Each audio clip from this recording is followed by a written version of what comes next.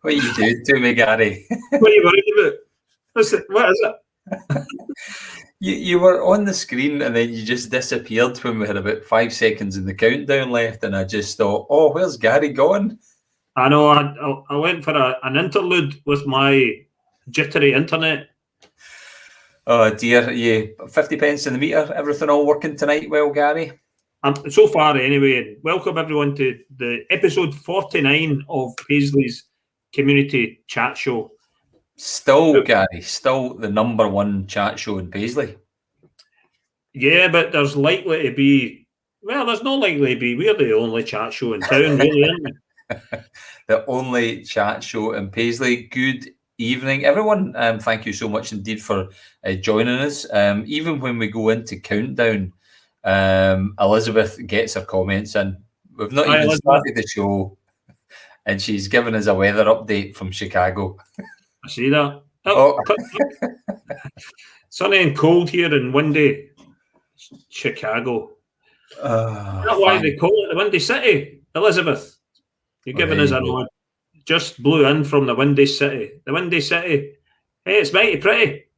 Apparently, something like that, Gary. So apparently, is football on tonight? Scotland's playing the Faroes. Oh, right. Okay. So is there a clash? Yeah, Faroes down near Egypt. That's where the game is. We're getting updates from Mr. Nice Guy. Yes, change his name. Change his name. I'm sure that's not his real name, but yeah. So football's on tonight. Football's on. I think Scotland's winning 1-0. John McGinn has scored. Exit-Murn player has scored this evening, just like he scored the other evening. Scored an overhead kick the other night. What a goal! Oof. Who was that for? Andy. Scotland. Come on. I know, but you said he was an Exit-Murn player. Was he? Did he score the other good goal for Scotland? He scored the goal for Scotland. He's an international. And then he scored another good goal for Scotland. He scored a goal tonight. Don't I talk about football? Anyway, Monch 2, everyone. Are you frozen, Andy, or is it me?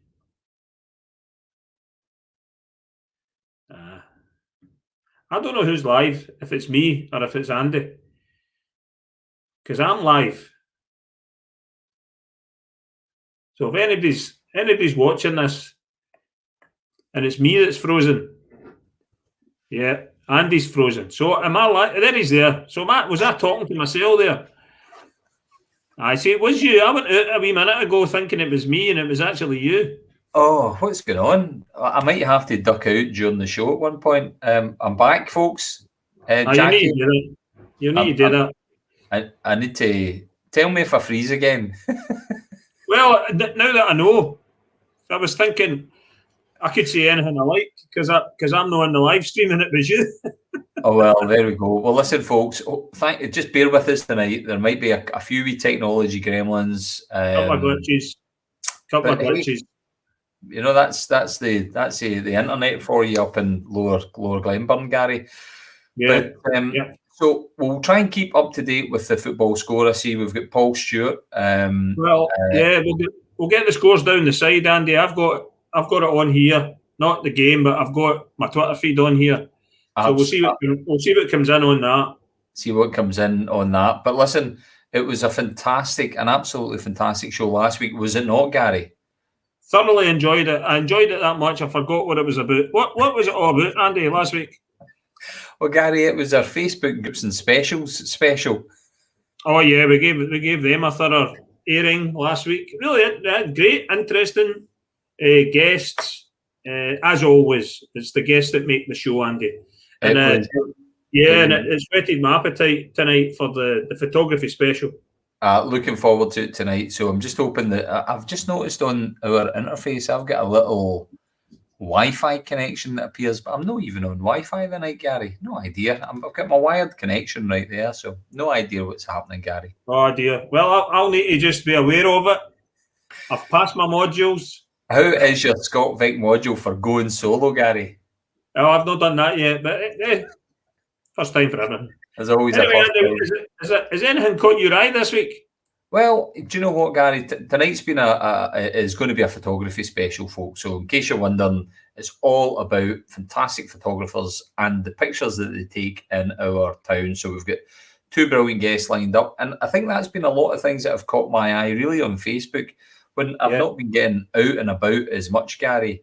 It's just great to look at some of the brilliant photography that's on the Paisley pages that are out there. So we're not going to show any pictures now because that's going to be coming up a little bit later on. However, something that caught my eye was this, Gary. Yeah. Yes, indeed. Did you see that one? I did see that. I did. That's quite an exciting not departure. It's an exciting development for Pace, and they're, pardon the pun, picking up the pace in the development of their exchange theatre just over the back of the across the Carnegies and the old Tudor and the old Icon and Mannequins in there's going to be a new theatre. So that's really exciting, Andy. Absolutely. So for folks that don't perhaps know, Pace is one of the, I suppose, one of the leading theatre organisations within Paisley. There are others. They specialise in youth theatre, of course.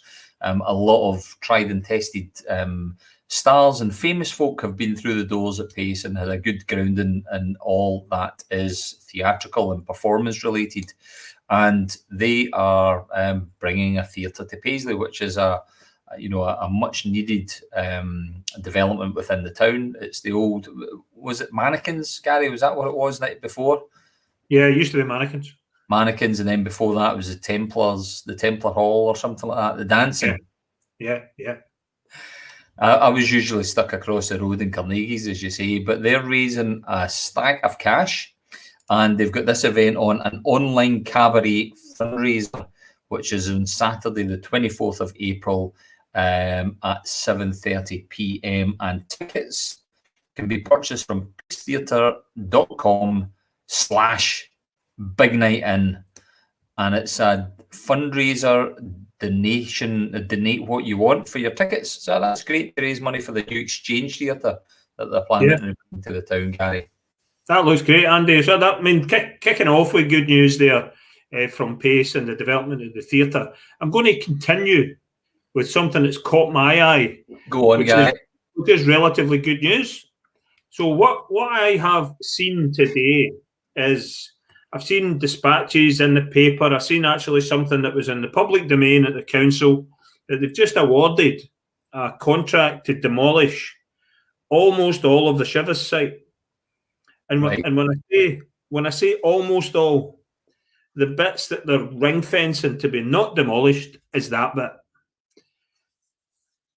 So that's pretty good news. That's pretty good news. So the bit at Shivers, which we wanted to save, I mean, it's not been saved because we've campaigned. Just we wanted to save it, and the council have awarded a contract to not demolish that bit. So for me, that's following on from the good news with Pace, with good news at Shivers. So I think watch this space on the development of that. The tendering has went out. I mean, I'm talking to Andy now, but I know he's not there. He's not there. Anyway, we could talk about that now when he's not here. Right, so that's relatively good news about Shivers. So look out for the tenders, look out for the work getting done, look out for it appearing and reappearing, and that building will remain right in the middle of the Shivers site. Hey, Andy, see you again. What do you think? What are you thinking? Oh, I don't know. We've got the technology gremlins tonight, and it's no idea. We're just going to have to struggle through it, folks. So, Gary, I'm sure you were filling in. There was a sign there that we were going to make time with being there. Possibly. How was your first solo, Gary? Did you enjoy it? I done well there. I done well. I was talking about Shivers while you were offline, so that bit's done. So that was fantastic. That was good news on the back of Pace. So that caught my eye. And I want to follow up on my new slot last week, my TV critic slot last week. I spoke about 3 things that we'd been watching, and I've got to say the conclusion of Unforgotten was stunning. Now, I don't know if you watch it, Andy, or have been watching it, or have been able to tune in. You can nod your Gary, can you hear me, Gary? Are you there? I can hear you. Aye. Good. Well, listen, you mentioned this last week. This series had totally passed us by, and me and Mrs. C decided to watch the first season on Netflix, and we're now on to the second season already. Yeah. Fantastic, brilliant. Well, the ending, Andy. No spoilers, Gary. No spoilers. Well, no spoilers, Gary. That was season 4. Season 4, Andy. They are making a season 5, so there's no spoilers in there. But it's this season of Unforgotten is unforgettable. It was stunning. And that woman there, Nicola Walker, what an actress she is. She's absolutely amazing. We were just talking about that, Gary, actually, because she's quite a kind of unconventional actress, isn't she? She's got a kind of uncertainty about her almost. In terms I think she's the type of actress that she doesn't need to say any words, that she conveys an emotion just with her expressions. I remember seeing her in Spooks, Andy, if you remember that series. She was in that. So I know Andy's coming and going here, so I'm going to keep pushing on. Something else caught my eye this week, and what was it? So it's continued to catch my eye. The thing that's continued to catch my eye, it keeps coming up on my social media feed. But before I do that, the other two things that I spoke about last week were Line of Duty. Episode 2, brilliant. Episode 2 is absolutely fantastic. So it's heating up. It's heating up. It definitely is heating up.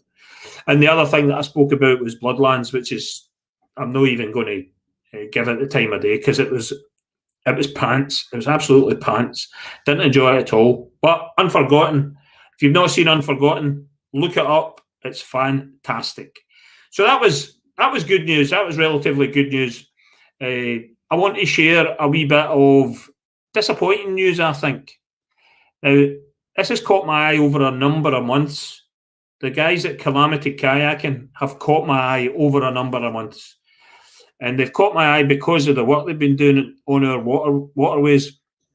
And they've been highlighting all the pollution that's coming in from the roads. They've been highlighting the rubbish that's been coming down the river. They've been highlighting the stuff that we do and leave behind. But sadly, it looks like they've gave up. Now, I noticed that on their social media feed the other day, that it looks like they've gave up because, and it seems to be that what happened is the good work that they did down at the Hamels. Don't know if you've noticed it on their social media or when you're going across the bridge at the watermill. They put a nice wee bit at the side of the Hamels, fixed up the paving, weeded it all. Any tyres that they reclaimed out the river, they put them in wee piles and put tops on them. They put wee branches where you could put your jacket, and somebody went and trashed it. Someone made a mess of it, and they've also been flabbergasted by the waste that's been coming down through the pipes. And I've noticed on their social media they've decided to give up. They've given up. They're off to Loch Lomond. So that's really tragic. That's really tragic that they've gave up. I would love for them to come back. I would love for the council or whoever to engage with the guys, because what they've been doing is it's really quite stunning what they've been doing. They've been doing a fantastic job of work. So I'm going to see if my ScotVic module is working. So what's been happening, Frank? Yep, they have been doing a great job. And yes, someone has unfortunately wrecked it. So I was on the social media just before we come on the show, and I noticed that all of the previous posts have gone. All of the positive posts about cleaning up the river, all of the positive posts about stopping the pollution, all of the positive posts about interacting with the community to clean it all gone. I'm stunned by it. I think it's a real shame that guys went out their way to look to clean up the environment. Not just for us, and I've spoken to the guy, it's not just for us. they said it was for the wildlife and the environment, and that we as a community have let them down. So that's not so good. So that's not so good news. Hey, who's this? What's happening? Who's this? What are you on the phone, Andy? I'm having I'm having to reboot, Gary, and this is the worst that we've ever had. But I'm having to reboot, and then I've given my router a kick to make sure that's working. So you've got me on Andy Cam. This might be a new feature, Gary. Cool. I'm nearly finished this bit, Andy, so bear with me. It's a bit strange though, talking to yourself. So the last thing, well, listen, the last thing I wanted to speak about, Andy, and it keeps coming up in my social media, which is a really, really positive thing to talk about, is the Paisley Food and Drink Festival. So it's a consistent at the moment on my social media feeds. The guys at Paisley and whoever's driving the social media content for the Food and Drink Festival are doing a magnificent job marketing that. So just so you know, to refresh the memory, Paisley's Food and Drink Festival is online from Friday the 16th of April to Saturday the 24th of April. You can interact. I think there's a cocktail thing going on at the bungalow. You can contact your local food place, get things delivered to your home, remember? So that's all going on. So that keeps coming up on my social media. So that's everything that's caught my eye, Andy. Well, are you joining the show tonight? Well, I'm trying to get on. I'm trying to get my router is probably rebooting. I've got, hold on a wee second, so I don't know if you can see that. See, my router's in there. It's just going through a boot up right now. It's getting looked after by the Swedish chef. Well, how long does it take, Andy? About 5 minutes or something? Hellboy. Yeah. I'm trying to get the Hulk onto it, but I don't know how much. Don't know how much success he's having, but no, you've got me in that, Gary. Thanks for you got me here anyway, folks. So it's just a bit odd because I was just catching the tail end of. I was catching the tail end of what you were saying there, Gary, about the kayaking company that have been in cleaning out the river, and is that them just packed it in, Gary? They've chucked it. They've chucked it. I noticed this as well, Wallace. I seen a picture the other day. It might have been today, actually. Somebody put a picture up, and in the corner of the picture, shopping trolley. Now, they guys off their own back were just dragging everything out of the river, either recycling it or getting it picked up. And it's to lose a resource like that, which was voluntary, completely voluntary, to lose a resource like that to the town. Because of damage, I think it's. Are you back on main line, Andy? I think I'm back, Gary. Everything's had a wee reboot. Oh, well, that's good to hear. That's good to hear. So we can bring the Andy Cam in now and again if you like. Well, so I think that could be a new feature, Gary, that we could go to the Andy Cam. Or the Gary Cam when we're out and about in Paisley. But listen, thank you so much indeed for covering me. Well, I don't know how I did. I was it's like talking into the void. Hello, can anybody hear me? I know, and it's just so tea's been served, Claire. Thanks very much, Luke. Tea and the merch. Well, I've got my juice on the Gary mug. Well, listen, Gary, it's bad enough that you and I blether and banter on our own, but you've had to do it yourself, and well done, 10 out of 10. Gary, you've now gone to a new ScotVec module level of. Well, I don't know so much, but I kept the conversation going with myself. Sometimes, in my life, I've done that a lot. That was solo and disaster recovery, Gary. Well, you now look clear, and now I've tempted fate there because you've frozen. You've frozen again. Yeah, twatty. Goodness sake!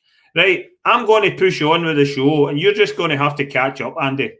All right, so come in at your leisure. So tonight's show, It's all about my photographs. So I'm not having any guests on anymore. Now that I'm in total charge of this, it's all going to be my pictures. Only joking. What we'll do, the order of this, I know Alan is the headliner, so Alan's coming on a wee bit later on to talk about pictures, and it's a photography special. So I'm going to bring on the first guest so that I'm not talking into the void and that I've actually got somebody else to speak to. So I'm going to bring on Stuart. Hi, Stuart. How you doing? Hello, Gary. How you doing? How are you? I'm all right, mate. I'm all right. Doing better than Andy is. Well, that's unfortunate because Andy knows all your pictures. I don't. Is that right? Oh no. They're on the back. The way we do this, Stuart, they're on the back, and we click on them as we go to talk about something. Right. But let's do this as if it starts. Remember that News at 10 guy? And he was on. He was getting interviewed, and he was getting interviewed about something that he didn't have a clue what he was talking about. Let's pretend that if I click a picture, that it's yours. Right. Okay. We'll see how it goes. So what we normally do, Stuart, when we start off the show in the guest slot, is we ask the guests that for those that are tuning in tonight to watch the show that don't know you, I don't know too much about you, if you could just say a wee introduction to yourself, who you are, a wee bit about your background, and what you're doing in the town related to photography. My name's Stuart. Oh, there's Andy, but how you doing, Stuart? No bad, Andy. No bad. Gary, just I'm going to turn them off. I'm turning them off. Jesus. Paisley all my life, born and bred. Photography is my thing right now, but it has been for quite some time. Yeah. And, that's mostly what I do. Whereabouts in Paisley are you, Stuart? Interest-wise, I'm in Glenburn. I've been in a few places, Gary. I'm from Dyke Bar. Yeah. I've been in Gallaghill, Hunter Hill, and doing it Shortridge Way off of Love Street, and I'm in Glenburn. Yeah. Few places. You're still a young man, Stuart. You've got plenty of time yet to get. I don't know about that. Aye. A few schemes to live in yet. Yes. Andy, just as by way of introduction there, I was saying to Stuart that when you disappeared there, I didn't know what Stuart's pictures were.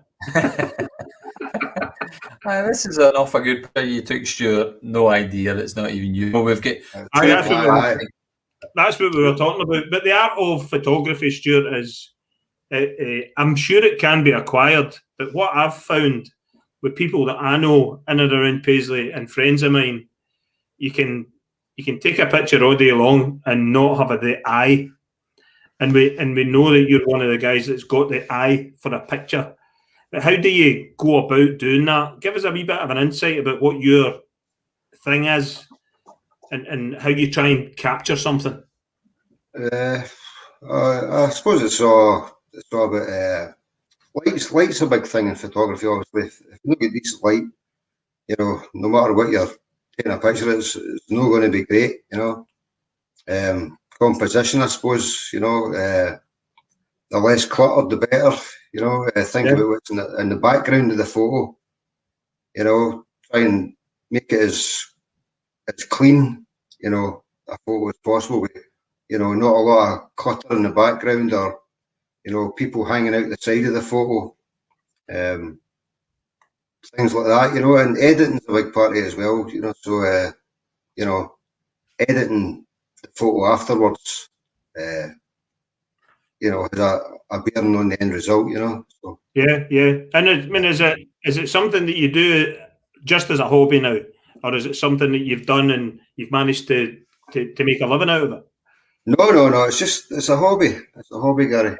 Been doing it for maybe 8-10 years or something. But no, I don't. I've sold a few. I've sold a few pictures.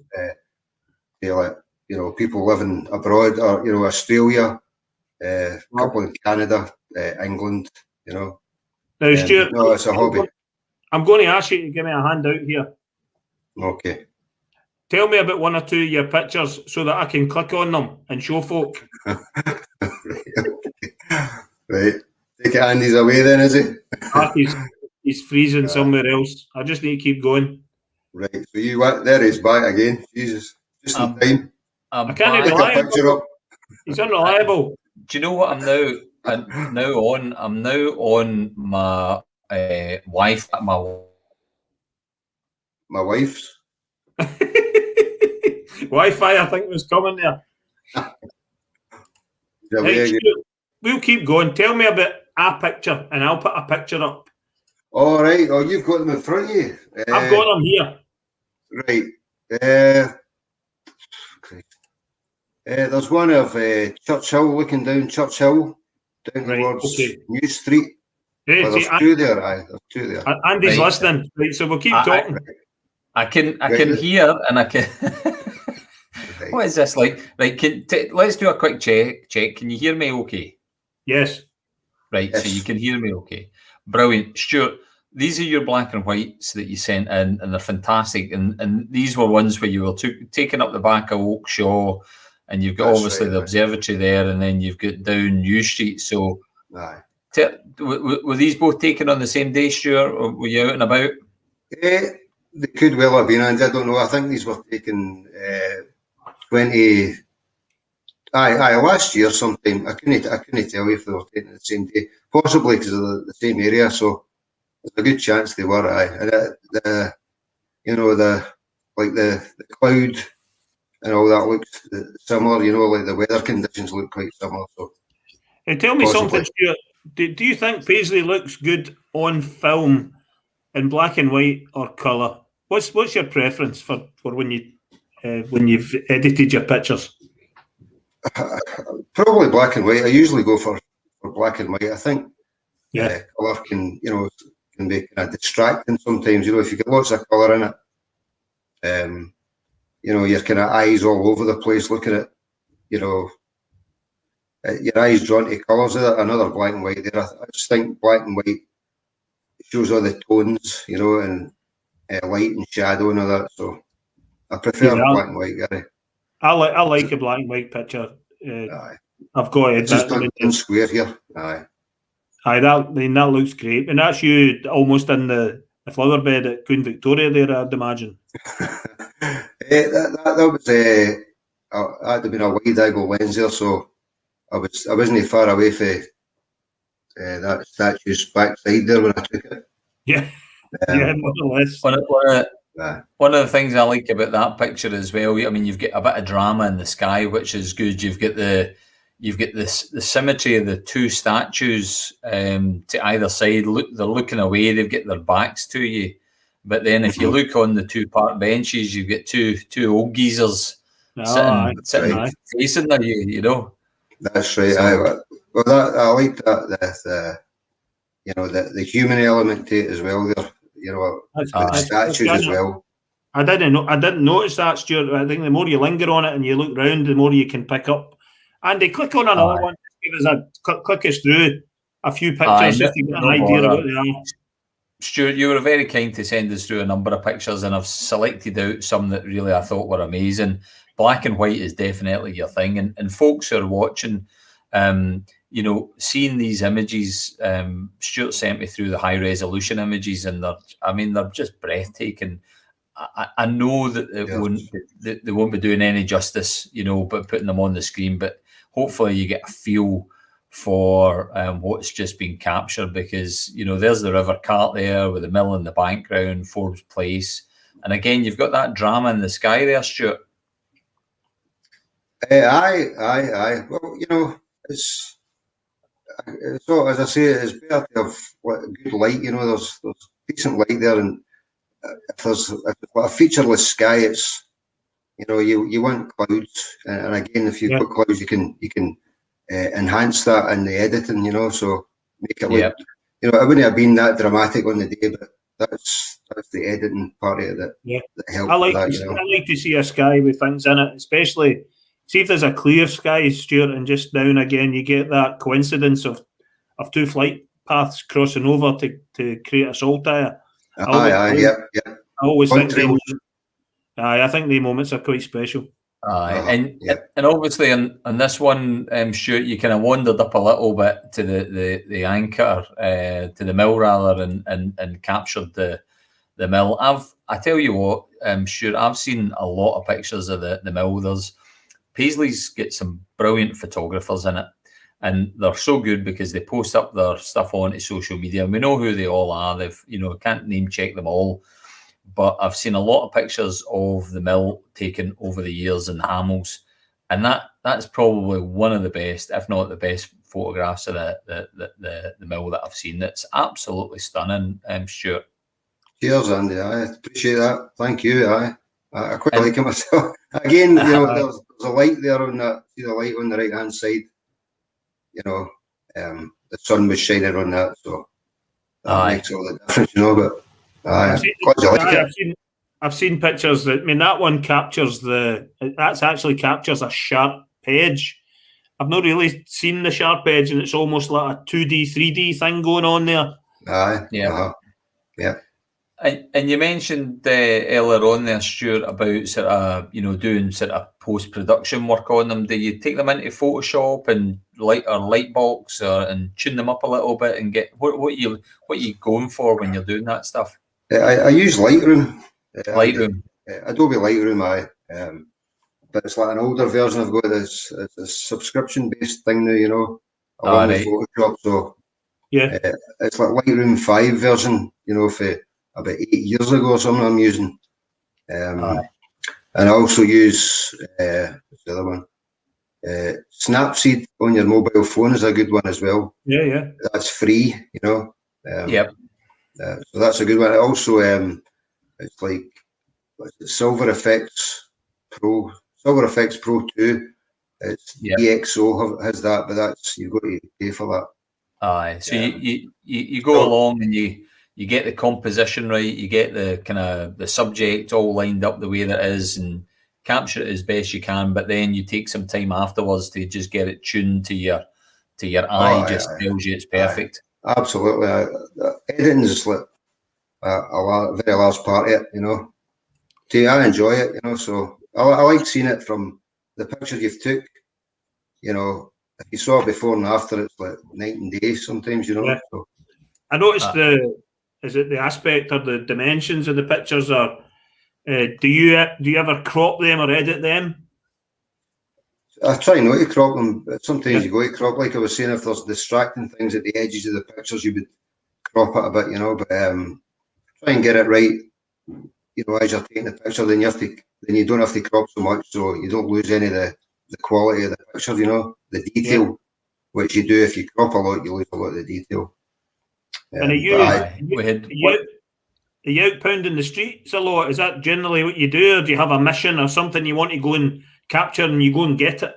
No, not really. No, I go out and I don't know. I've took likes of the mill there. I've took a picture of that hundreds of times, So, and maybe 80% or 99% of them actually are probably rubbish, and you get a good one now and again if the light's right, and but actually my favourite place is to photograph is up Glenaffer Braes.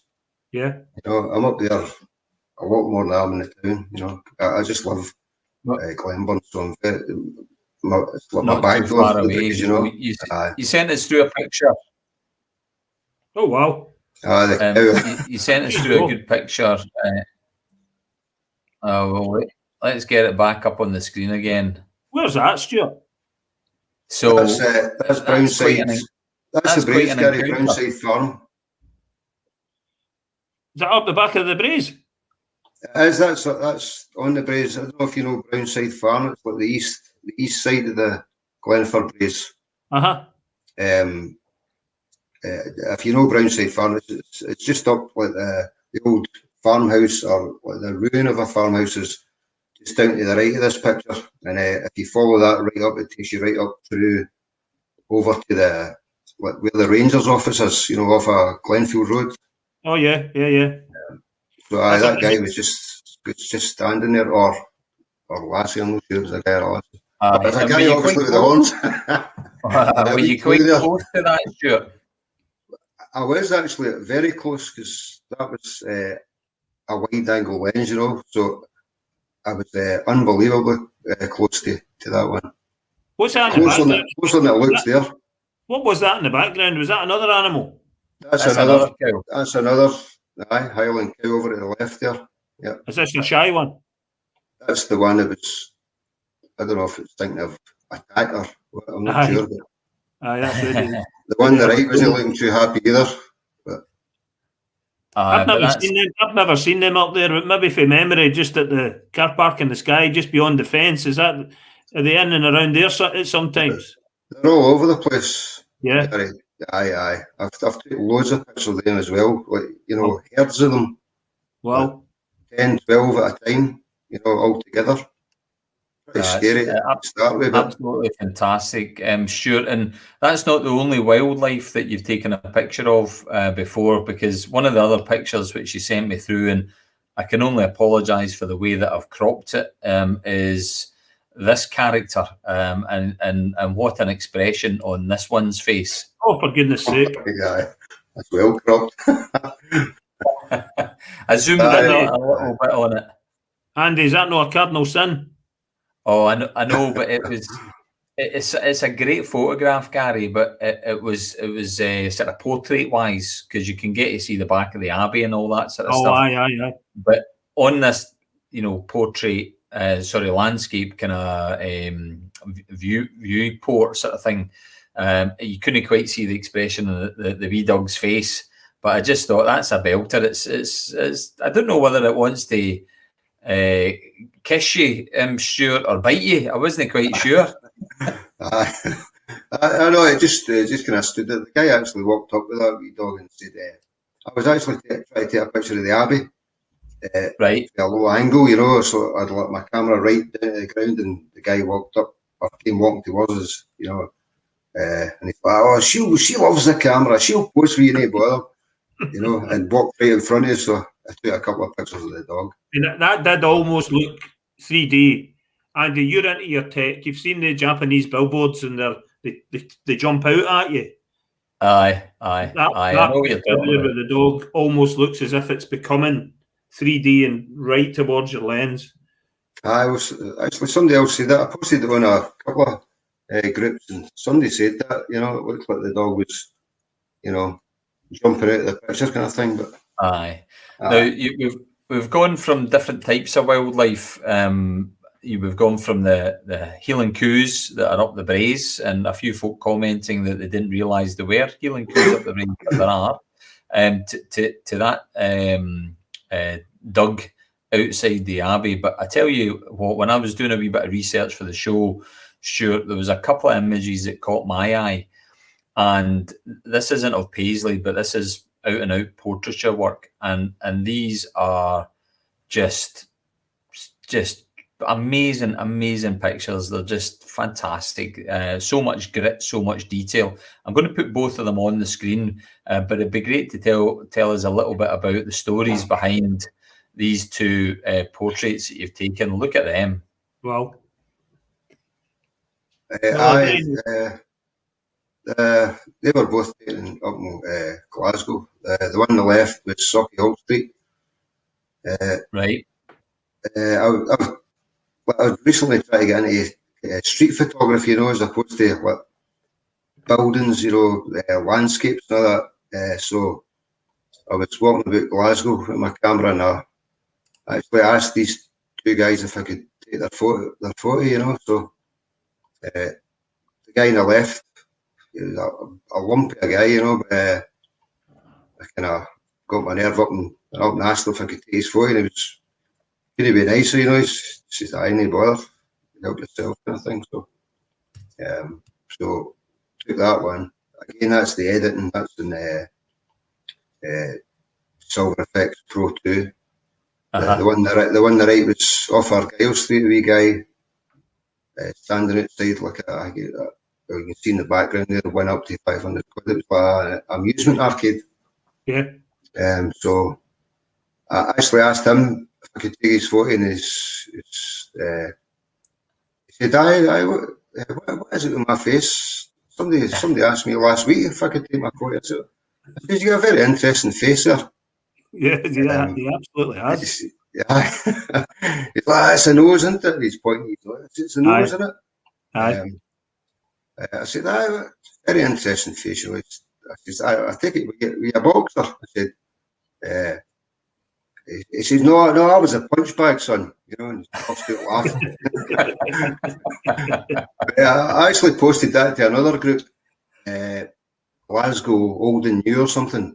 Yeah. And somebody commented on it, said, I know that guy. She said his name was.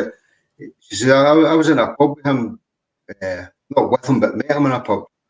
And she said it was a riot, you know, absolutely hilarious guy. He just had his nuts kind of thing. So I think, you know, but I never caught his name, you know.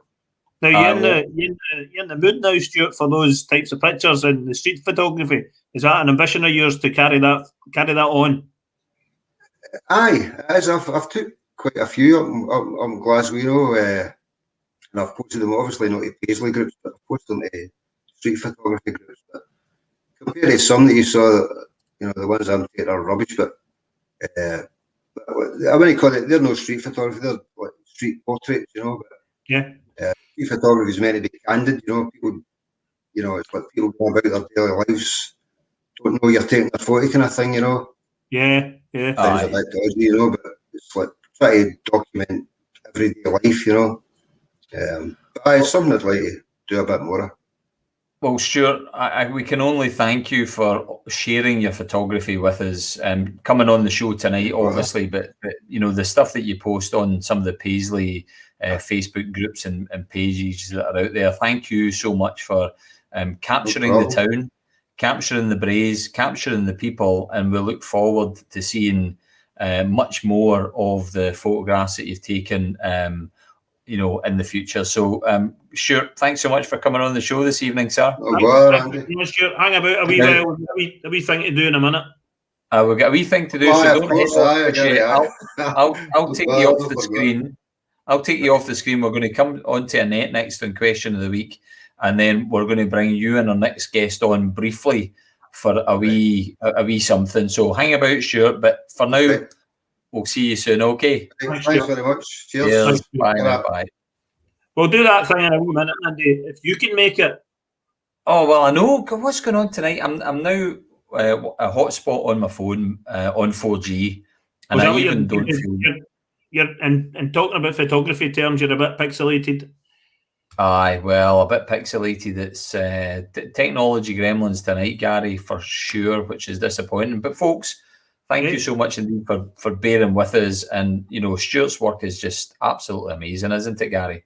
Yeah, and I mean, I've got to say, the pictures are stunning. And what the thing about the portrait pictures, Andy, there, they reminded me of some portrait pictures that you see that people say that they're charcoal. Yeah. No pencil drawings. And you don't quite believe that they're pencil drawings, but those pictures were of a similar style. Yeah. And people that are the top photographers make a fortune exhibiting and selling those types of pictures. Well, somebody's asked the question about website for Stuart, and we can check with him in a moment. But I think when I was chatting to him, I don't think he commercializes his photographs yet. And the thing is, I know there'd be a lot of people that would want his pictures hanging up in your house. The Provost, hello, Provost Cameron, thank you for joining us this evening. Best picture that she's ever seen was taken by Stuart. So, you know, that's a testimonial indeed. And I've got to say, Andy, I mean, last week we spoke about all the different groups and Facebook groups and pages, and it shouldn't go without saying that there are a lot of Paisley photographers out there. They all do it in their own time, different styles, different shapes and sizes of images that they produce from the scale of Stuart and Alan. It's about to come on next to the event photographers that are out and about in the town, capturing our magnificent town and our architecture. And we can't do them all justice this evening. Well, we can't do them all, and we always say to people, you know, if you're interested in coming on the show, please do let us know. And we quite a number of photographers contact us.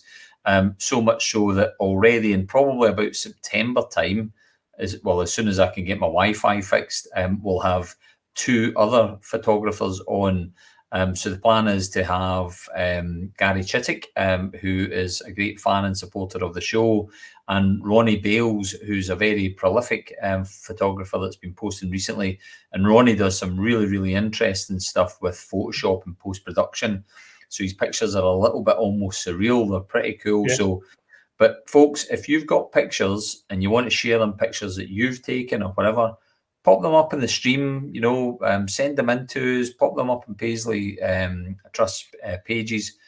We're delighted to show this town off, and we've got brilliant buildings and we've got such amazing talent in the photographers, so it's brilliant to see.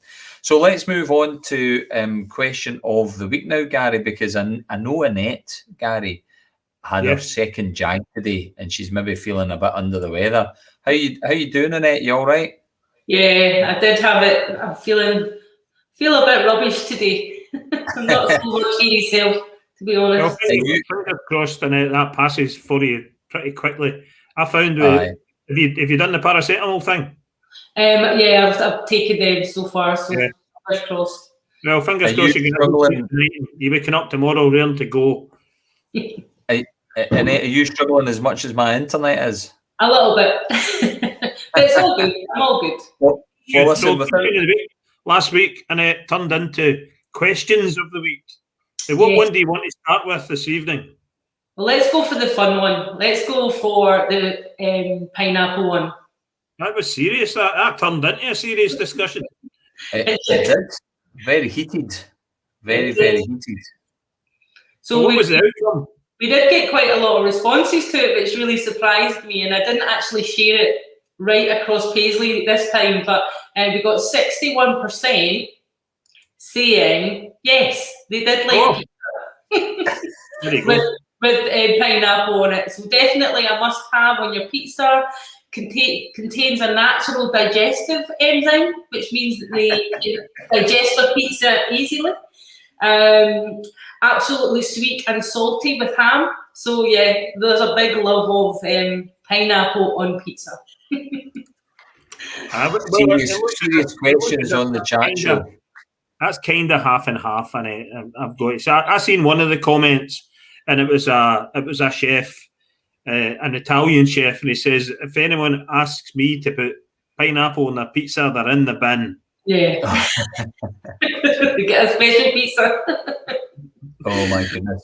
Yeah. So it was a wee bit of fun this week, but we also had the serious question, which was very surprising as well. We did not get as much response as we usually do. So I would say this has probably been the lowest response question that we've had on the 11 weeks that we've been doing it. But what surprised me was that we had absolutely complete split of 50-50. 50 people, 50% said yes and 50% said no. That's interesting, isn't it? Yeah, and I followed it completely all the way through the week, and it was kind of constant all the way through, 50-50. Yeah. So key points were that they felt that the 20 miles per hour wouldn't make any difference. Yeah. They felt that it wasn't the town centre that was the problem, it was in the outskirts of the town centre. They felt it was about around the schools and the school areas, which is actually really apt, because this week or today the council had put out a trial around the schools, and they have launched a trial to actually have no cars in the streets where the schools are. And that's to help. Is that the right image, Jeanette? Yeah, that's it. So that was really apt. So really fantastic that they're doing things like that. And what that's to do is a couple of things: road safety, but also to get the kids a little bit active, walking a little bit more to school rather than just being dropped off. So that's what came out of this week's question. Well, that's great, and I mean that's interesting. I mean, I know the train of thought now. I know we put question of the week up a few weeks ago about opening up the high street to traffic, and this is a calming measure around the town centre. Train of thought now is green. It's about carbon neutral. It's about reusing your existing carbon footprint, and actually discouraging car use and encouraging public transport. But it's interesting that people are now tuning into a wee bit more and still 50-50 on the transport thing in towns. Yeah. I think it was mainly because in the town there wasn't a lot of traffic. It was mainly on the outskirts of the town centre, which is clear. Well, good to hear, innit? And there's a question of the week this week. What is it about this week? Yeah, so this question of the week came in from some people as well, was should Paisley aspire to be awarded city status, or should we remain the biggest and best town in Scotland? So that's the question of the week. So it's just to see if we should A, become a city, or B, remain a town. Get people's opinions on that. What's your guys' opinion?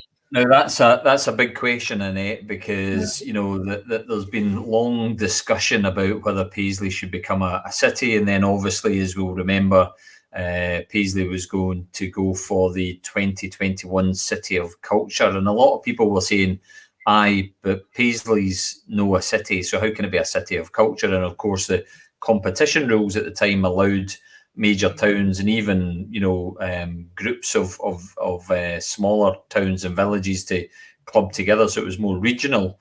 So a lot of people kind of thought that the city culture was a bid to become a city, but it wasn't. But this is a very clear question about should Paisley aspire to be awarded city status or remain the biggest and best town. Not that we're biased at all, the biggest and best town in Scotland. And I know that this one comes up quite a lot of times, so I'm expecting this to be quite a heated, interesting debate. And on the question of the week, folks, just remember you answer your questions online. It's either one or the other. It's very binary, but you do all the discussion, you do all the debate on the Facebook page.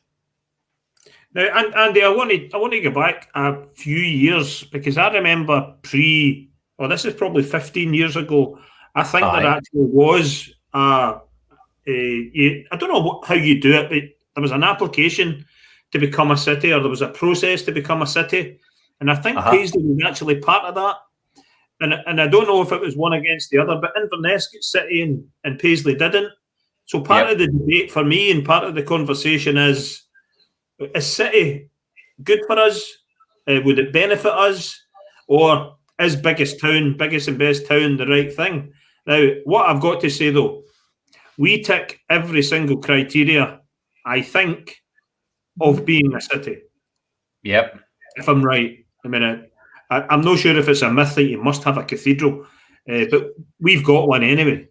Yeah, so I think in the past it used to be, that was one of the key things, but that's null and void now. But it is one of the a cathedral and a university and things like that, wasn't it? That they used to have.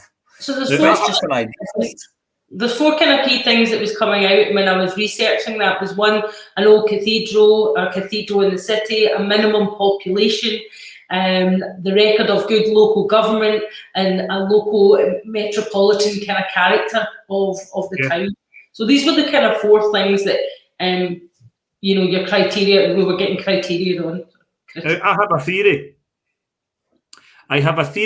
That why we didn't get it and why we will never get it. Go on then, Gary. What's your theory? The powers that be related to airports. All right. You call your airport the nearest city, the city that it serves. So I think there would be a stushy. I think there would be a massive kick up if Glasgow Airport, which is we know as Paisley International, had to be called Paisley International because it's actually in Paisley City. So I think that will never happen. Whether we want it or whether we don't want it, it'll never happen because Glasgow wouldn't allow it. Aye. Well, listen, folks, we'd love to hear what your opinions are. And of course, this is the bit. Now, I'm not going to take my phone out this time because my phone is my internet connection right now. But this is the bit where you can get out your phone, switch it to camera, and hold it up to the screen and use the QR code. And we'll just take that other comment off the screen. I was doing that. So use the QR code. Right, here we go. And you should be able to votes. It's working, Are you Andy. doing it, Gary? It's working perfect. It says on my Is it screen working? here. It's probably going to freeze me up though. There we go. Done. City status, blah, blah, blah. Okay, click on it. Become a city or remain a town. Voted. Done. Fantastic. Done. I've voted. Great. So the votes will be streaming in. Annette, you've done a sterling job this evening. We don't want to keep you. No problem. And thanks for doing question of the week again this week. Listen, No, Annette, I'll see you we'll later next week. Bye-bye. Bye. Take care of hope you're on yourself. the mend. Take care, Annette. See you later, man. Cheers. Bye now. Bye. Now, Andy, Right, Gary, I'm going to try something. what you got? You going to switch? Go on. Are you switching round? Well, when I was showing those screens at the same time, I was giving my router a reboot. Yeah. So what I'm going to do I'm going to plug in my Ethernet cable. Oh dear. Right. Right. If you go clear, you're working again. I might temporarily freeze. Right. Right. Okay. So what you want me to talk about? So I'm sure you'll fill. Right, and then what I'm going to do, Gary, is I'm going to switch off my Wi-Fi, and it should just default to the normal connection, the Ethernet cable. Right, here we go. Keep your fingers are crossed, Andy. Keep your fingers crossed, folks.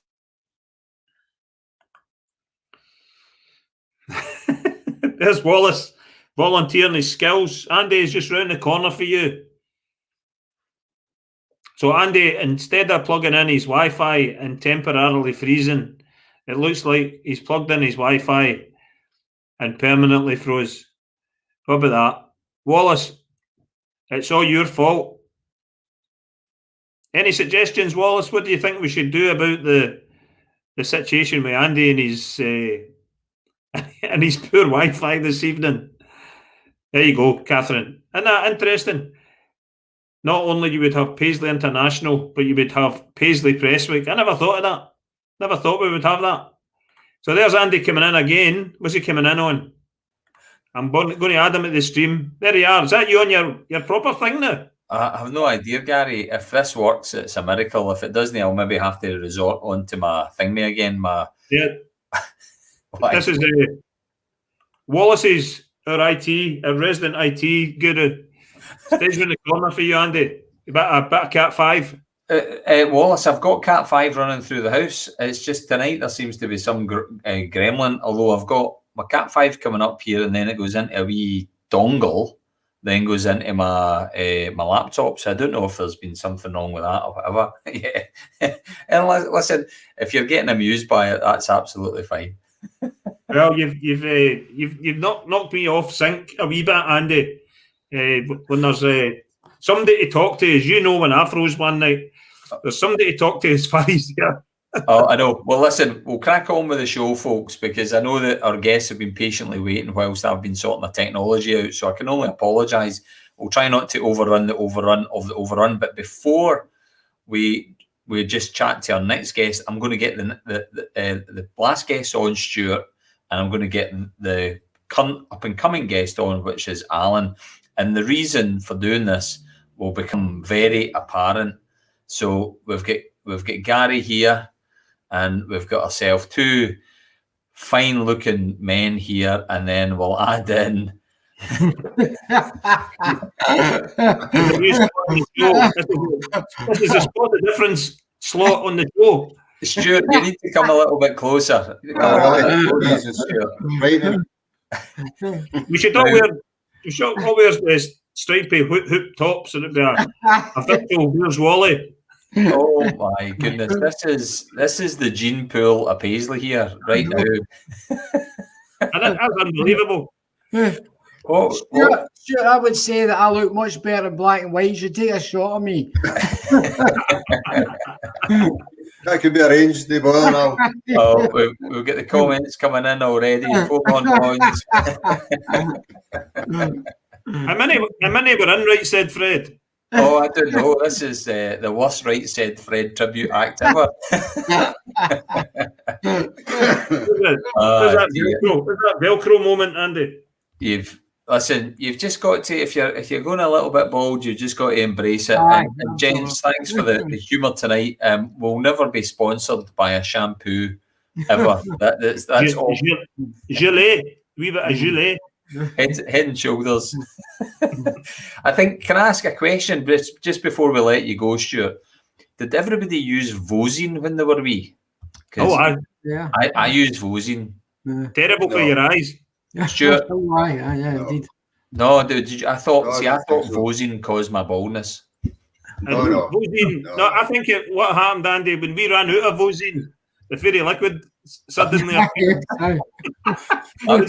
You guys. That's it. Soap. A bar of soap, was it no? Oh, well, a bar of soap or whatever. But folks, we're glad that you got a wee laugh at our expense tonight. But hey, you know, it's the new way forward. Provost is keeping her own council tonight. and apparently, just before we let you go, 3-0 to Scotland. 3-0 to Scotland. Wow. There you go. Listen, Stuart, we'll let you go again, and Thanks for doing that. Alan now. That was good. Cheers. Thanks very much. Oh, easy. Cheers. Harry. There we go.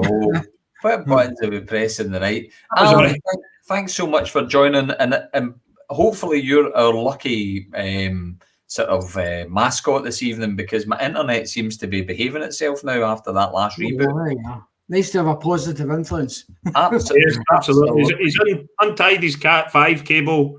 Everything's all plugged in properly. 50p's in the meter. And we've got you smack bang in the middle of us, Alan. Welcome to the show. As we did with Stuart, could you give us a bit of an intro, a bit of background to yourself and your involvement in photography in and around the town, please? Aye, okay. Well, I first sort of took up photography maybe 50 years ago. My first stolen camera. Can you say that? Are you allowed to say that? No. No, okay, right. I didn't quite hear you. My internet was breaking up, Alan. It wasn't stolen. Anyway, it was a camera I acquired, and it was an Asaya Pentax Spotmatic, for those who know what that is. And that started me in photography. And I got it. I was living in Lusaka, Zambia at the time. I'd moved from Drumchapel to Lusaka, Zambia, 1967. Wow. And it was a long story after that, but that was my start. I've been a photographer on and off, not professionally. I've always been an amateur photographer. I've enjoyed photography so much. I've only moved to Paisley 3 months ago.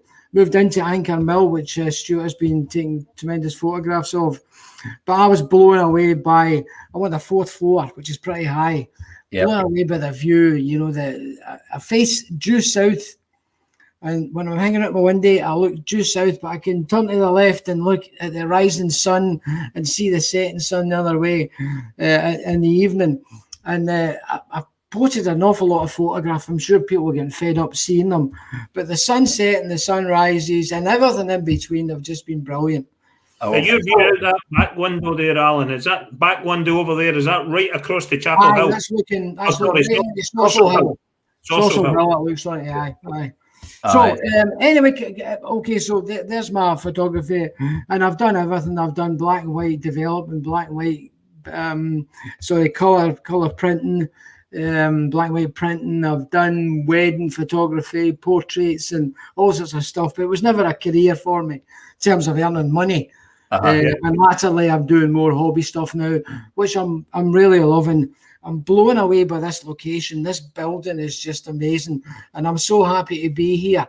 But I have to say that I was 40 years in Bridge of Weir, and when I came here, the first night I'm in here, I'm going, what am I doing here? I was really spaced out. Just as well my daughter lives nearby. She was able to, pat me in the head and get knock some sense into me. But I'm loving it. I'm really loving. I'm loving the flat. I'm loving just getting out the door, getting down to the Hamels and taking my pictures down there, walking into the town. So rich in history, its buildings, and it's got such great civic space. And that abbey and the town hall and all that ground in between is stunning. this building as well, and the whole region. There's so much history, both in terms of, you know, the industrial history, but also, you know, these beautiful buildings that, you know, in the high street. It's just Alan, is that window behind you? Is that one that you're always hanging out of? It's let me just see what one that is. I can't tell because it's round the wrong way in both respects. It's one of them anyway. But that's what caught our eye, Alan. You know, again, when we were doing a wee bit of research for this particular show, you know, brilliant range of photographers in Paisley, and some of the pictures that you took to me, because you've got that vantage point, because you're up high, and these aren't drone shots, these are professional camera images that you take. And I think there was a wee article where you were given a selfie, you know, a picture of you hanging out the window. But I think for that, you know, that's what caught our eye, and I thought, well, we've got to get you on at the show to have a blather, because for folks, if you haven't seen any of Alan's work, and I know that there's a lot of brilliant comments coming in on social media already, but Alan's work is exceptional. And when he's from the anchor and the altitude that he's at, you take pictures like this. So that's looking up towards, I guess, up past the what was it called again? The Argowan Hotel, up to the Argowan. And I'm guessing it had not long snowed after that one, Alan. You managed. That's right. I mean, these are. I moved in here on the 16th of December, so all my shots are, you know, probably a lot of them at that time. Snow cover would be December and January, and I was just blown away every day looking out that window, watching that sun. You can see the sun just peeking behind the building, and now the sun sets or rises much further to the left of the building, so I don't get as dramatic sunrises, but you can see that. And you know, I'm hanging out the window taking these shots, and it's just amazing. That's an amazing view, Alan. Have you found in the short time that you've been in Paisley, looking out your window, that although it's static, that it by the light, that it's a different view every day? Absolutely. And the evening as well. I mean, Stuart was talking about clouds, and you as well. I think, Andy, you were talking about clouds in photographs. Aye. You know, I think back to you know, when I was younger, I never saw a cloud, but now I can see everything. The clouds make the photographs in my mind in a lot of instances, because they add impact, drama to a shot. A nice blue sky, or the day was a bit grey, and that sky's very uninteresting, but a nice blue sky, but a stormy sky with you know, cumulus is amazing. A dark sky, you know, you got a sun shining in the front, a dark sky in the back. That has just got so much impact. Wow. A bit of drama. That one there. I mean, I'm taking that shot through a dirty windy. Wow. Aye. Never mind the foreground there in that shot, Alan. I mean, there must be so much detail and intricacy in every wee nook and cranny in that. What do you see in that, apart from what we see as being an amazing image? What I see, I'm looking at an Italian image of a sort of large, not a town. It's just got the, you know, the hills in the background. It's got good cloud detail, and you'll notice a lot of my shots are cropped quite a lot, because I do not like a lot of foreground, nor, you know, skyline in pictures, because you've got two eyes and you see in that sort of envelope shape. So a lot of my shots are cropped down to that, because I don't like the foreground of 40, you know, road in front of me or whatever it is, or endless sky. So I compress it, and there's lots of detail in that. It's almost like a line drawing that as well. But it looks Italian to me, you know, the way the buildings are laid out, and it could be a European city. One of the other ones that I don't know if you'll be showing it, the roof line, some of the other roof lines in Paisley, which I think looks like Reykjavik. You know, it's just got that, you know, the colours and the shapes. But I vary my shots colour or and black and white as well. And this one, that's my first trip to Social Hill. and I was taking John Nielsen Institute and Thomas Coates Church, and I saw the EasyJet coming in, and I wasn't really ready for it, but I thought, well, that could be quite good. So I zoomed in a bit, and I shot. I mean, he's probably traveling 200 miles an hour at that point. You don't know if you're going to catch it or not, so you just fire away a few shots. And I got that shot back, and that was one of half a dozen, and that was one that was closest to the building. And I just thought, yep, that's great. The hills in the background, a bit of snow, the bright light on the aircraft is just so good. So I did really like that, but didn't go for that shot. It's just an opportunity, and photography is like that a lot. You know, you're going for a particular thing or reason, and there's something else appears, and you've got to react to that. You know, and you take your shots. And I'll go in more detail about what I do after the shots are taken. But that one I was particularly liked. I just caught it. The next one was past the building or behind the building, and the other one was too far away from the building. So did you just go wee walk up Saucer Hill and stalk about the grass and I'd been up at Saucer Hill a couple of times. It was quite muddy up there, you know, unless you go at the right time. And I walked along to the wee point, you know, for the wee cairn thing, put my camera on top, and I just took shots. And that was an opportunity shot. As I say, I wasn't expecting that. But I'm glad you picked that one out. I like rain. It gives so much reflection. Drama as well. Aye. And also that picture almost looks like it's split. You know, with the wee tree, thin tree in the middle. It's like it's a mirror, but there's not. That's what I was going to say, Alan. That looks like it's a mirror, but it's not. It's not. It's just the way, you know, because you've got the reflection on the ground. The town hall. I take a lot of pictures of the town hall. I do love it. It's, you know, the design of it. And Paisley's also got great street architecture. These planters at the side, good quality stone.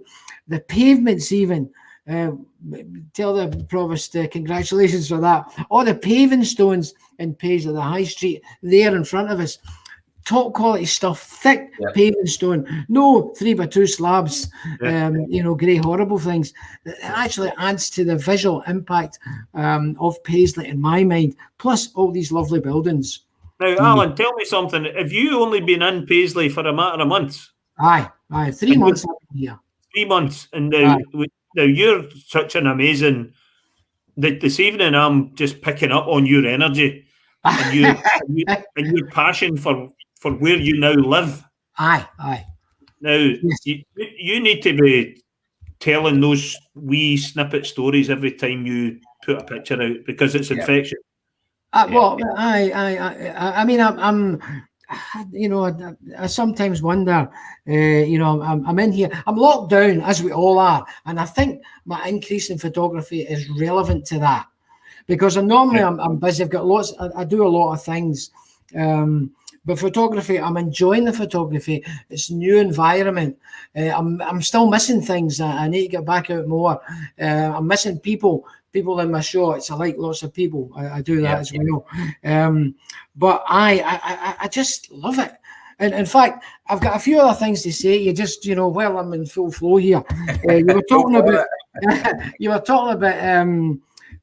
calamity kayaking. Yes, you would have seen the guys for your window, Alan. That's right. Well, Paul was here tonight, not in the house. He was dropping off his litter picker and the bag holder, which I've taken from him because mine broke today. I do a wee bit of litter picking and use the team up to clean up people, which is very good. And you know, I'm just wondering if they've got a role there's a potential role there for them in what Paul was doing on the river. And Paul he's up in Loch Lomond. He's got a business up there, you know, when things kick off again. And I'll begin up to do some kayaking with him. Brilliant. He's offered to do some training for us, so I'm looking forward to that. Can I waffle on now while you're Go. Just a couple of things. Just a couple of things you mentioned. Unforgotten. Aye. The great Nicola Walker in Don't Unforgotten. tell him. He's not No seen it. spoilers. No, No I'm spoilers, not Alan. giving that. She was exceptional. Wasn't she just, Alan? Wasn't she Aye, just? absolutely. And I mean, I love the series. The only criticism I've got of Nicola Walker, she only ever plays one person, and that's her. I think it's her. Because Herself. whenever I've seen her in it, she's always the same person, but she's so good.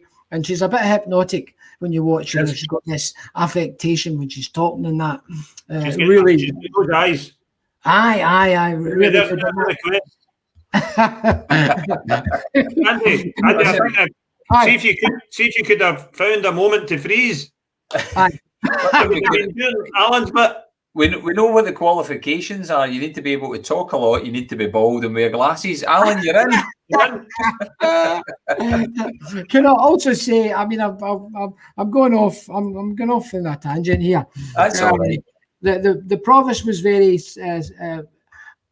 I got in touch with the provost at the time of the Paisley City of Culture application, and I've got a sort of varied history and where I've been in that. And I visit Japan. I teach a wee bit of English in Japan from time to time. And I was going to Japan, and a Japanese friend, he said, when you're coming across, see if you can bring something over, and I'll introduce you to the mayor of one of the local towns. So spoke to the provost at the time, Lorraine, and she gave me some stuff to take to the provost in Japan of the town, Kobe town. Wonderful. And I've now been a couple of times, and each time he's given something to give Lorraine, and Lorraine's given something to give him. There's a bit of relationship going on there, but fantastic. I know this is a public forum. Because the Japanese are such a gift-giving culture, absolutely. aren't they? And it's not just about the gift, but it's how it's wrapped, it's how it's presented. All of that's really important. Yeah. And also, I mean, the thing, those of you who have travelled in that sort of region, getting a business, I would get the business card from them. Yes. The protocol is you get the business card in two hands and you read it. It's all in Japanese, mind you. Yeah, absolutely. And you carefully leave it aside and then put it away. You don't just stick it in your pocket. Oh no, absolutely. All these protocols. I mean, it's most interesting. And I'm sorry, I'm just waffling on here. I want to see maybe your pictures. Aye, show us a picture or two. Some pictures, and you can talk about them. Now, now, Alan. Aye. The thing that you do with your cropping of pictures. Aye. I love a landscape picture like that. Aye, so do I. I do. I mean, this again, if you went to the top of the picture, all you would get is sky. A bit more of the town hall, which might be interesting. I don't think it's been an interesting sky. It's been pretty clear. So there's not a lot there. The foreground is road. And so, I usually just pick a convenient point to cut it off. Yep. And in fact, let me just talk about the process. So I'll take maybe 6 or 8 pictures there. And I can't see them because most of these shots that don't require a long lens, I'm using my phone, excuse me. So I take the picture, it's got a big screen, but I can never see it because there's too much light. So I just fire away. And I get back to the house and it's a bit darker, and then I can look at the pictures on the laptop, which is so much better. And then what I'll do first of all is I'll do I'll delete half a dozen or whatever. I just do a troll. I don't like this, and I don't know. Sometimes I don't know why I don't like it, but I don't like this one, but I like that one. So I'll weed them out until I've got a couple of shots, and then I'll make sure the shot is straight. Now, this is an issue about photography because you get at the side of a picture, you don't have straight. It begins to bend. So you've always got to choose one bit of your picture which you want straight. Now, if you look at the town hall leans a wee bit, if you can see that wall. It's not straight, but it's leaning. So the straight thing there, the lamppost going up the centre. Because you see also the piazza on the other side leaning a wee bit. So you've got to pick whatever's the important bit to you. Do you straighten them up, Alan, a wee bit? Because I know that's a technique that some can use, because you get that, if you're pointing up at a building, the building converges, but you can straighten them up a bit. I don't have software to do that, so generally I don't. I'm just picking, what I want to be straight. And then there's my shot. I've removed the colour, most of the colour from it, apart from the guy with the sort of bluish. The kind of blue. Notice that it's not quite black and white, but it's got hints of colour. It's not. All I've done is desaturate the colour from the picture. Yeah, really. you get to see the black and white checkered flag there, Gary, in the lamppost. Did you spot that one? What was it, Andy? Oh, I see it in the middle. The second lamppost up. It's the stuff. Oh, see it now. Yeah. I was actually looking for them. I'm thinking, when might that have been taken? Because there's no black and white flags, but there it is. I tell you, all these shots are just, in the last couple of months I've been taking. I'm out today again, was out. Alan, your pictures are absolutely fantastic, but I'm going to show, I think, which is your last image that I've got here this evening to show you.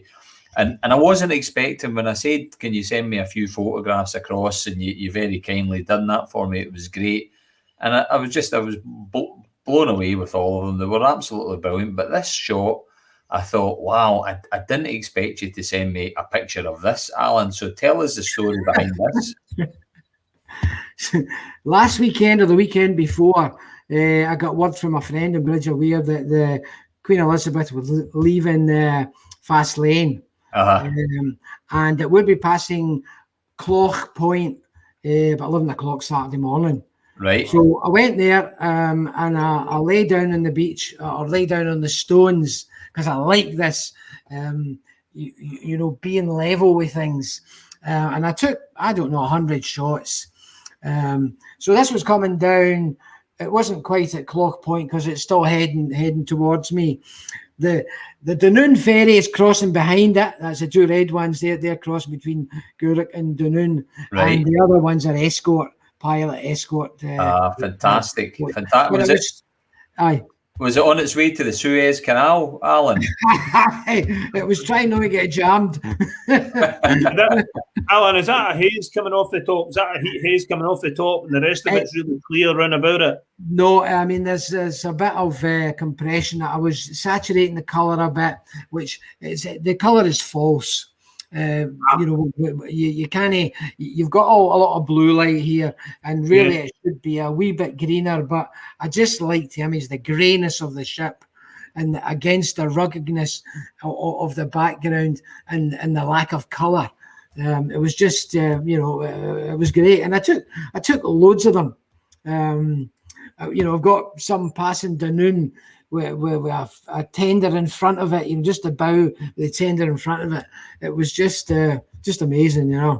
Well, that's a stunning image, and the blue that you capture off the river, as I imagine that's the Firth of Clyde there, and it was the rest of the picture, it's something else. It was a bit choppy. The water was cold there actually when I was doing it. Alan, I was loving it. You're getting an awful lot of love in from social media. Everybody just loving all your pictures. I mean, just absolutely. Catherine Watts ran out of adjectives to describe how amazing your pictures are, Alan. It's just, and Lynn sums it up really well. Just incredible.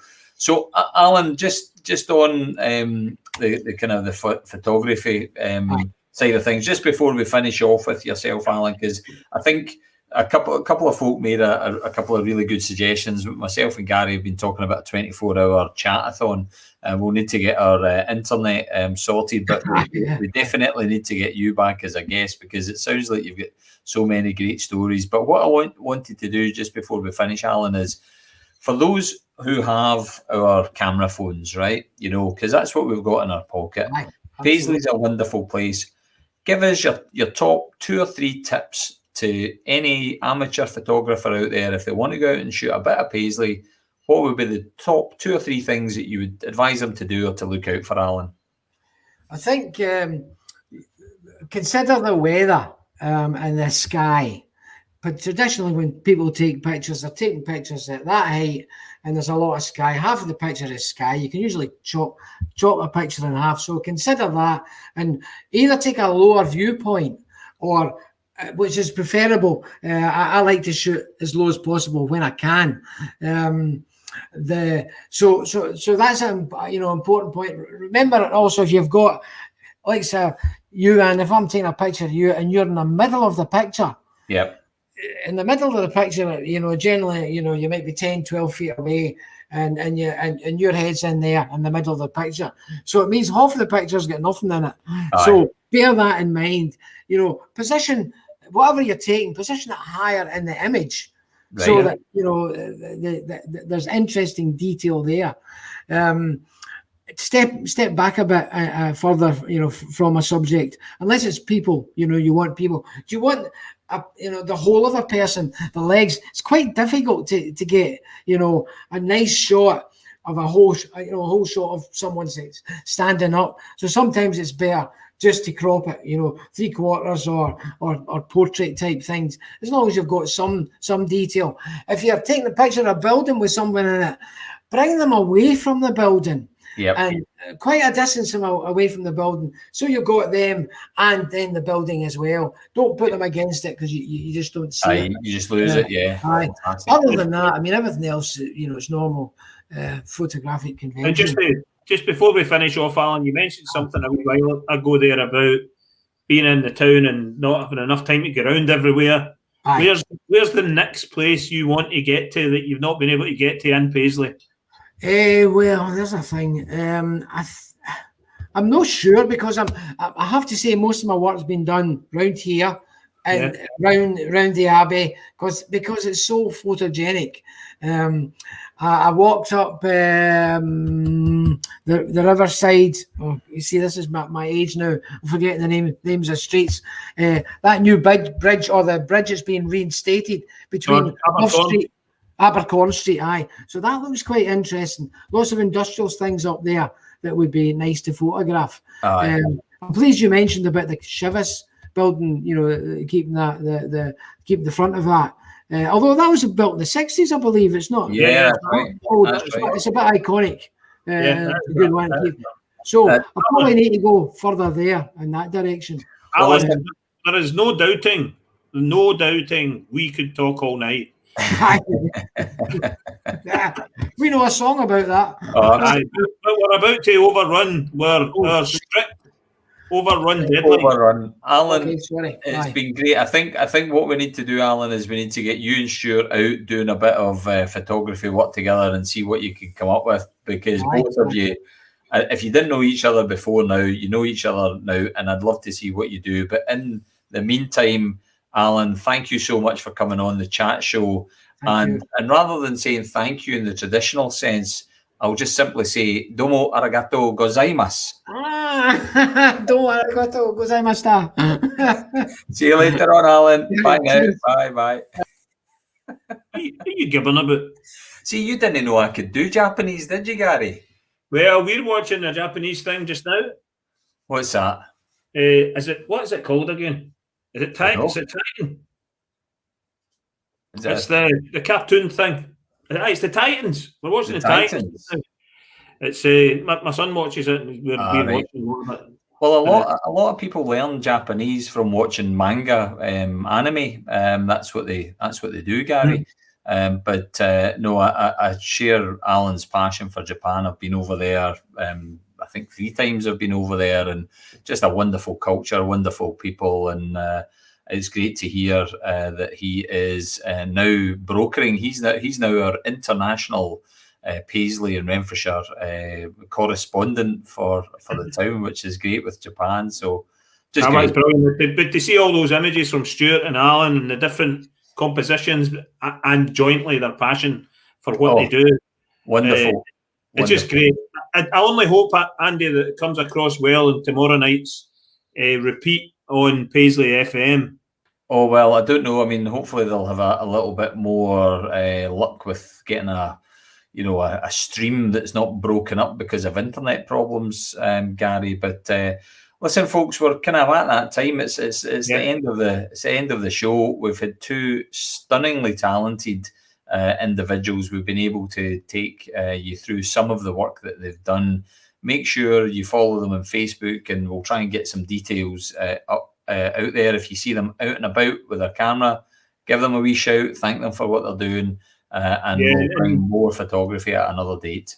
And we're definitely interested in everyone who takes pictures and everyone who takes pictures on their own, on their phone, on their proper cameras, amateur, professional. Share them with us. We'll maybe put a wee thread up on Facebook. Share some of your pictures with us. Share your passion for the images that you take in and around our wonderful town. We might even have a photography competition, Gary. Oh, look, there's an idea. Are we going to do a Paisley Community Trust calendar for 2022? Yes, we are, but we'll not tell them yet because it's a secret. A chat show calendar. Yeah. So what's in the show next week, Andy? Oh, I've got no idea, Gary. Hopefully my internet's on the show next week. Hey, that would be ideal. Yeah. So next week we've got a cracking show planned. A couple of weeks ago we had a business special. We did.